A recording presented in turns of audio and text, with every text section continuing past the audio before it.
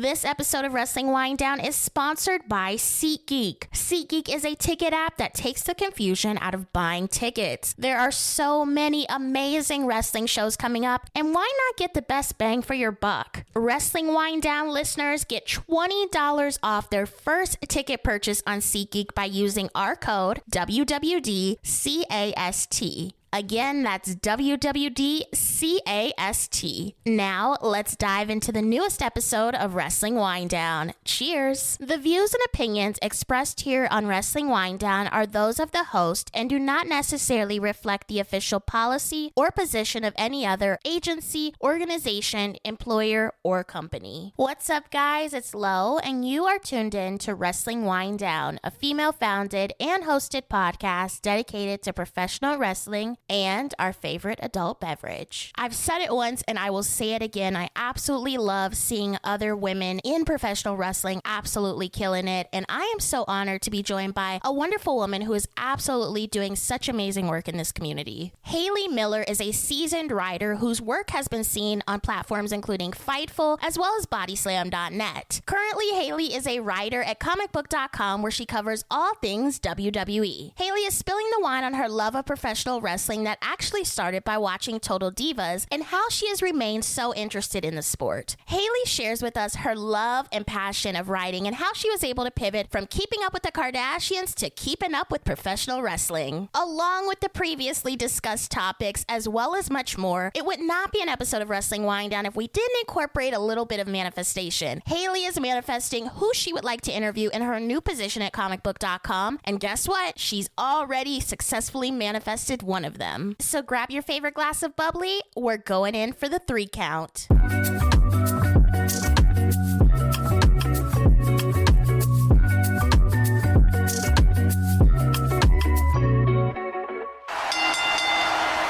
We are back with another episode of Wrestling Winedown. I love spotlighting other female podcasters, writers, creators in our community, and I'm so honored to be joined by one today, Haley Miller. She was formerly with Fightful, now she's with Comic Book. I can't wait to explore all that she's done in the wrestling community and in journalism as a whole. Welcome to Wrestling Winedown. How are you? I'm great. Thank you for having me. As I said before we started, this is a bucket list thing for me. I'm so excited to do this. Let's dive right in. How long have you been a professional wrestling fan for? So it's hard to pinpoint because when I was younger, my dad was a really big wrestling fan. So it was always on TV and it was something that I was interested in, but I wasn't the biggest fan of. So I would watch it with him, but I didn't get super into it until about, I want to say 2014, Total Divas era. I was in my E era back then watching the Kardashians and I stumbled upon Total Divas. I think it was a commercial or something. And I was like, oh, WWE, I used to watch that as a kid, and I got back into it, and then I started spiraling. I would watch Jeff Hardy compilations in my math class when I probably should not have been. So it's hard to say, but I attribute my dad being a fan as to why I love it so much today. You are the first person that I've had on the show that has had that Total Divas to wrestling pipeline. I feel like it's so common, but I know. Nobody talks about it. Yeah. I don't know if it's people feel ashamed of it. I'm not ashamed. I love Total Divas, Total Bellas, all of it. You've been a fan for 10 years now. What has kept you interested? I feel with everything, it has its highs and lows. There was a period of WWE where I just couldn't stick with it anymore, and I was in high school. I think this was 2018, 2019. I was like, ugh, I can't. But then luckily, AEW was there. So I feel AEW really brought me back in. I kind of call myself a lapsed fan around that era. So they really brought me back, the Elite. Obviously, I'm a big Elite fan if you guys don't know that about me. So definitely AEW. What companies do you enjoy watching currently, and who are some of your favorite wrestlers to keep up with? Obviously, AEW. I feel they've gotten a little bit better lately. I still watch WWE. I'm more interested in it the past year or so than I was before. And TNA, I feel that's a sleeper for me. I love watching TNA. I'm a big fan of the Knockouts division in women's wrestling, so I watch that a lot. And then I keep up with some indie promotions. But I would say those are my 3 main ones, the 3 big companies. And as far as wrestlers that I keep up with, I mean... of course, the Elite. I mean, the Young Bucks, Oh wow, not the duo pack. The Young Bucks. Like, I've been really into Julia Hart lately. She's somebody that I've really campaigned for on Tag Talk and like other podcasts, which we will obviously talk about. Chris Statlander. I'm a big fan of Rhea, Bianca, Becky, all the girlies, you know? I love the girlies. Period. Let's talk about your career in wrestling, media, and journalism. When did you decide that you wanted to pursue this field? So it's been 3 years now, actually, since I started in the space. And I was doing entertainment journalism for about 3 years at that point, or 2 years. I can't even remember. It was around there. And I got so burnt out with it. And I was like, man, like I really want to pivot careers. Like I just need to do something different because I still like loved writing, but I was tired of writing about what I was writing about. And so I was like, maybe like I could try wrestling. And because I had started watching full time again at that point. And I had no idea what I was doing, who to reach out to. I was reaching out to so many brands that would have just never taken a chance on me. I had zero experience, but like shoot your shot, you know. And I hadn't heard anything back, and I was like, man, like that's a bummer. And then I had gotten in contact with Cassidy Haynes of Body Slam, and he took a chance on me, and I started writing there for a little bit. And then like very quickly after, I got the first Fightful podcast, which was with Jay Shell and Kylie. And yeah, it's just kind of skyrocketed from there, you know, taking every opportunity as I can. And last year, I finally brought wrestling to Nerds and Beyond. That's how I got to go to SummerSlam. So that was really cool for me. Obviously, I've left there since then, but it was really cool to be able to do that before I left. Did you have any apprehension about joining the wrestling journalism space? Did you do any research or deep dive into the wrestling community online before you made the decision to become a journalist? So I actually went in blind. Which is a little scary. And like, obviously I knew how the internet wrestling community was. I didn't know how bad it was though, or how bad it could be. Yeah. And you know, with my background in entertainment and stuff, like it's pretty much the same kind of vibe as it is in wrestling. You get snubbed a lot, you get the cold shoulder. Like I'm very used to it with men owning these companies. So that wasn't anything new to me, but I guess it was kind of a culture shock, mainly when I started at Fightful, and there's like just like a group of people that just love to hate on everybody at Fightful, and that was so new to me. I was like, guys, I don't do anything. Like I just have doing my job. Podcast. I have a silly little podcast. I don't do anything. Like, but okay, if you want to hate me, you can hate me. That's fine. So you mentioned you've seen almost similarities between that entertainment journalism and the wrestling journalism. Do you still see those now as you continue on in your career, or do you notice a lot of differences? That's a good question. I would say it's a lot of the same, but it's also getting better. I've had instances with people in the space that men that, you know, take advantage of women. It's a power play, and it's quite frankly embarrassing, but I feel like it's getting better. I feel like there are men that are listening and trying to move things forward. I think especially Cass with Body Slam, he has a lot of female voices, a lot of diversity over there. And, you know, Sean is doing the same thing with Fightful. So there are steps that are being taken. I don't think as many as there should be, but I think there's a good attempt. Before embarking on your career, did you look up to any journalists, specifically women in the space? Yes. Kate with Fightful, obviously Denise, she's like peak, like the pinnacle of like everything I want to be. She's incredible. Alex, Queen of the Ring, Ella J, there are so many, but I would say those are the few that really got me into it. Did you reach out to them at any point to get advice, like when you were first coming into the field, or did you just still kind of take a step back and just kind of visualize what they were doing and kind of take notes and learn from them? It was more of like a visualizing thing, I guess, because I'm somebody that like, I never want to bother anybody. So I hate like asking for advice. I'm like, oh, I'll just do it by myself and like figure it out. And if it goes bad, it goes bad. It's a learning experience. But Kate eventually took me under her wing and, you know, gave me good advice and was kind of a shoulder to lean on. And, you know, a lot of those other women as well have become that for me. Looking back now, since you've been in this space for a minute, what would you tell yourself back then that you know now? I think I would say don't be as involved on social media as you want to Mm, be, and which is so hard because obviously when you're a content creator of any kind, whether you're a writer, artist, podcaster, you create TikToks, whatever you do, marketing yourself on social media is a big thing. But I think that sometimes I just wish that I could like post and ghost. You know what I mean? Just ignore the timeline, just post what I need to do and like go away. Like, yeah. I feel like that's what I would have told myself. I definitely agree. And I have a friend who's in the space and she will literally get on and she'll post her stuff and she gets off. She doesn't scroll down her timeline. And I've always wondered, how do you perfect that art?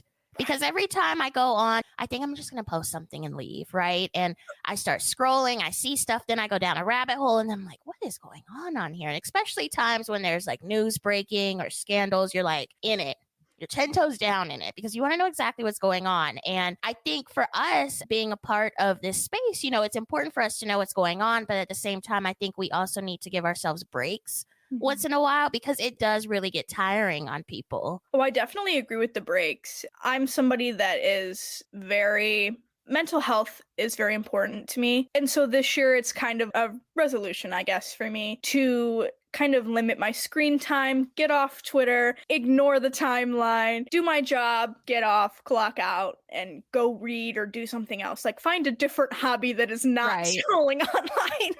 We have seen so many women join the wrestling space within the last 5 years. What does it mean to you to see other women entering the space? I mean, it's incredible. I feel like I've only been in the space for 3 years, but I feel like there's been so many changes in that time. And I see so many women coming up all the time. And I think it's so cool, especially like the younger generation, like kids in high school or like fresh in college. Me saying that like I'm not 23 years old, but you get what I mean. Like it's really cool to see that it's something that people are still interested in doing. And obviously, the more women, the better, always. Female voices are so vital in this space. And I love like coming across new people that I've never heard of and checking out their content. And that's how I found Lyric. I want to say it was like 6 months or so ago. I saw everybody hyping her up on the timeline and I was like, oh, like she looks like a cool girl. And I started watching her podcasts and stuff. And, we've become friends since then. And yeah, I love finding new female voices to check out and watch. There's a lot of great ones. I agree. You mentioned earlier that you had the chance to host a show on Fightful alongside fellow wrestling media member Kylie Fuller entitled Tag Talk. How did this idea of the show come along, and how did you know Kylie was the perfect person to have alongside you for the journey? Yeah, so the idea came about. We were kind of in like a turning point, I guess, where we were like, I don't even know if this is something that we want to do anymore. Just kind of burnt out with it, ready to turn away. And then Jeremy kind of sat us down in the DMs and was like, whatever you guys want to do, we'll support you 100%. But if you have an idea, like, let me know. And so the more we talked about it, we had always talked about wanting to do something with tag team wrestling. It's something that has really brought us together as friends and brought us closer together, I guess. And so we're like, what if we just do a show about tag team wrestling? And I was like, Tag Talk would be a good name. And we kind of pitched it. And Jeremy was like, yeah, absolutely. That's a great idea. And the rest is kind of history, I guess. Obviously, I'm not doing that anymore, which I'm very sad about, but I feel like it ended on a great note. I'm just happy that we got to do that. And yeah, I feel like we cultivated a really dedicated audience too, which is crazy because we were on Fightful Overbooked, which is like the sister channel to Fightful, but we were always one of the like top shows every week. Did you and Kylie, again, have any apprehension about having that new show? I know you mentioned with the whole internet community in regards to Fightful. I feel like that could be a little bit scary when you're embarking on a new journey, right? Did you guys have any apprehension when it came to that? Seeing that negativity from the Fightful audience, or were you kind of like, you know what, we're here to do what we have to do, like it, don't like it, tune in, either way? Yeah, I think it was more of at this point, we have nothing to lose. So either it's going to land or it's not. And we'll just see what happens. But it was a passion project for both of us. And even if one person was watching, it didn't matter because we were having fun talking about tag team wrestling every week. And we just hoped that whoever watched. And that was pretty much that. As you mentioned, you recently departed Fightful and you started with comicbook.com. How has this experience treated you so far? Oh, it's been great. Good. So the way the job came about, I was kind of looking for something that was more full time. I'm not really into the whole podcasting thing. Like I love writing. It's something that I've always had a passion for, and I just felt like the podcasting thing was just not for me. And so I had been looking for something for so long, but I couldn't find anything that was solid because obviously in wrestling, there are a lot of places that either don't pay or the pay is very little. There is not really many full-time positions in Right. wrestling. So I had gotten this DM from my editor, Joe, and he was like, "Hey, I was recommended to you by Liam Crowley, who also works at Comic Book. And he said that like you would be a great person for this wrestling position that we're opening. So if you want to apply, like here's the link, whatever, like go do that." And I was like, okay. So I did it, and I was like, I don't think I'm gonna get it, but like, I tried, and like that's all that matters. And maybe if something opens up in the future, like I'll be considered, and they have my application, they see me online, whatever. And so then I got an interview, and I was like, oh, this is crazy. Like I did not think that was gonna happen. So I do the interview with Joe, and we hit it off. We talked about wrestling for like an hour. The Oh, interview wow. was like See? 30 minutes. And then he was like, all right, we're going to move you to the next round of interviews. And I was like, that's crazy. So then I did that interview. And then I didn't hear anything for like 2 weeks. And I was like, oh man, I didn't get the job. And I went snooping on the listing because the listing had been updated. And I was like, oh, maybe they found somebody. And then I got a call from Joe, and my phone is like chronically on do not disturb, so I missed it. So he had to call me like 3 times just for the call to come through, and I pick up, I'm like, hello, and he's like, just wanted to let you know, like, you got the job. And I had heard, he told me it was down to me and somebody else from Fightful, and I was like, no way, that's crazy. And like, but he went with me, I guess. But I'm so thankful for it. It's been so fun to get to cover wrestling every week, and the team is just so great. And I just feel like it's what I'm meant to be doing. So I'm thankful. During your career as a wrestling journalist, what have been some of your favorite pieces to work on? So I wrote a piece for Body Slam about Hangman's butterfly pants. You remember when he wore those on TV? I do remember. And I went on a spiral at like 11 p.m. or like might have been midnight. It was like right after the episode ended, and I was piecing together what the butterflies meant to like Hangman's story arc and like the Elite, totally reaching. But for some reason people really liked it, and I'm very proud of it. I think it's great, and in the long run, I mean, a lot of it makes sense, so maybe I was onto something there. But anytime I get to write about Hangman, I just think I do some of my best work, and the Elite as well. I just think whenever you're doing anything that you're passionate about, especially in writing, like it really reflects. So those are my like favorite pieces I feel like that I've worked on. Have you met the Elite? I haven't. I have not. I thought you were going to say you have. You said it so I haven't. I was like, I wish. That's a goal of mine. And I forget what pay-per-view it was, but I know like the Young Bucks do like Fan Fest every like once in every 3 years. Yeah, like once in a blue moon. Yep. Yeah, and I think they did the one, I think it was Double or Nothing or something. And I was like, oh, of course the one I'm not going to. But hopefully they do it again, and I can go and meet them. Do you have any dream interviews or topics of wrestling that you would like to cover? I'm assuming one of your dream interviews will be with the Elite, but please share. So my top dream interview, Hangman Adam Page. I would love to talk to him about wrestling, of course, but, mental health. Obviously, he's a very big mental health advocate, and that's something that's very important to me, and I feel like we could have a really good conversation about that. Kenny Omega, I mean, he doesn't really do interviews, but Comic Book did do an interview with Kenny Omega once, so I'm like, maybe I could do an interview with Kenny Omega. I feel like you could have a good tie-in, too. You do a little bit of research on kind of like his video game, his hobby, for that, and then kind of go from there. I mean, you can lead that conversation, definitely. Be a perfect little nerdy conversation. Yeah. Bianca as well. I would love to chat with her. I just think that she's so interesting and so well-rounded, and with the show coming out on Hulu, maybe that's a possibility. I don't know. Who else? I'm like staring at my wall. Trish Stratus. Oh, Why yes. didn't I say her? Literally an ultimate dream. When I met her at the beginning of December, I had mentioned I was a writer, and I did get in contact with her people. I did not hear anything back, so maybe I have to circle back to that. But Yes. Trish and Lita are also at the top of my list. I would love to chat with them. Do you have any upcoming projects that the listeners can keep an eye out for? Right now, I don't think so. I think I'm kind of taking it slow. I'm definitely trying to get some interviews set up with comic book. So, you guys can stay tuned to my Twitter at HaleyAnn_ for those. But yeah, I'm trying to kind of shoot my shot more this year and get out there in terms of wrestling.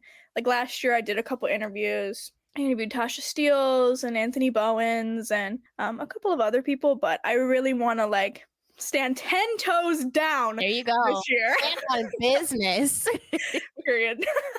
Thank you, Haley, so much for joining me here on Wrestling Winedown. Where can the people follow you on social media and keep up with your writing? Yeah, so like I said, you guys can follow me on Twitter at HALEYANNE_ because sometimes people spell my name wrong. My Instagram is the same, and all my writing on comic book, I'm constantly writing news for them, so you could check out that stuff there. Thank you for tuning in to another episode of Wrestling Winedown. You can find all of our other episodes available wherever you listen to your podcasts, including Apple Podcasts, Spotify, Google Play, and iHeartRadio. We are on Twitter and Instagram at WWDCAST. We also have our official merch store, which you can find at shop.wrestlingwinedownlv.com. Let us know what you thought about this episode. What was your favorite part? Until next time, enjoy your wine and, of course, enjoy your wrestling. Cheers!